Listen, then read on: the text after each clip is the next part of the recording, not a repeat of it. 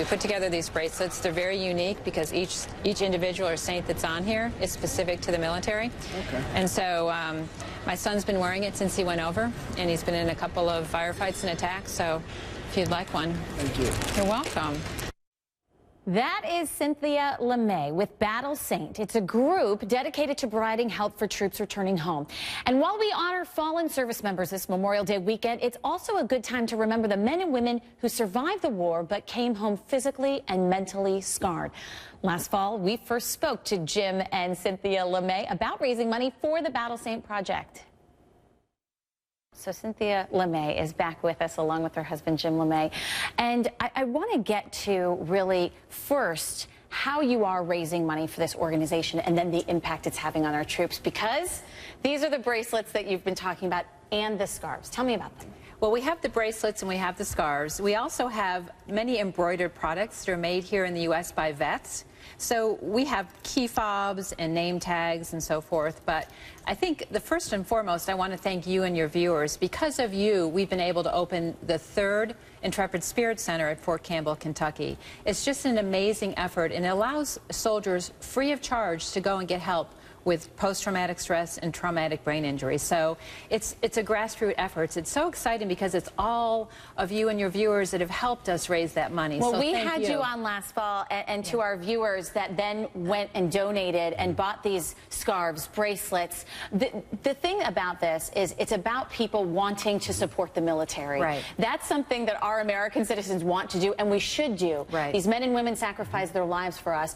What is it that they're getting from those donations, the most important thing? I tell you, the most important thing is the satisfaction that not just walking up to a soldier in uniform and saying, hey, I respect your service, thank you for your service, but no, I made a difference for you, right? And it's not just that service member, but their entire family. So when they go to one of these centers, it's the whole family that goes, even their buddies. So it becomes a holistic approach to helping them get healed and get back to normal. And at the end of the day, that's saving a life, helping them realize they're not going crazy. They just need a little bit of help.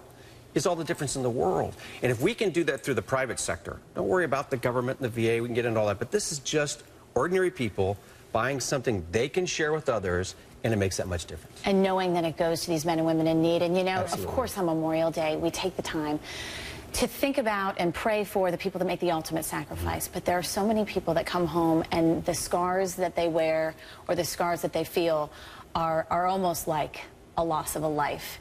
Tell me a little bit about personally for you, why you began this organization and what it's meant. We had a family reunion where there were 7 members of my family that were actively serving, and listening to their stories around a big bonfire one night, stories of war and close calls and stepping on a landmine, but it didn't go off that day. Just harrowing stories to hear.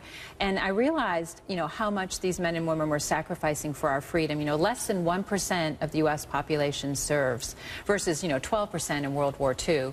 And so, you know, for those folks that make that sacrifice and do so much for our freedom, I just said, we need to do something to make a difference. We need to help.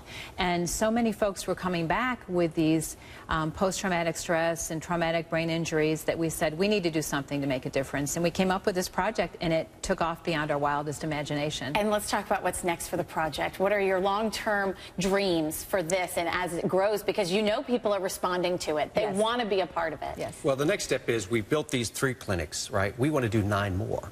Broken ground at Fort Hood, we've broken ground at Fort Bragg. The reason they're on the post is this allows the soldier and his family to have direct access. They don't have to leave the base. They can go right there. Some of the stigma's diminished in that respect, and it's obviously all free. So our next project is opening up a total of 9. So it's millions of dollars we still have to raise. It's an effort that everybody can get involved in if they go to battlesaint.com. So it's not going to stop, we think, for many years to come. Well, and we heard you just say at battlesaint.com, that is how people can help. And you at home, you've already done so. We hope you continue to do so because it's such an important and wonderful cause.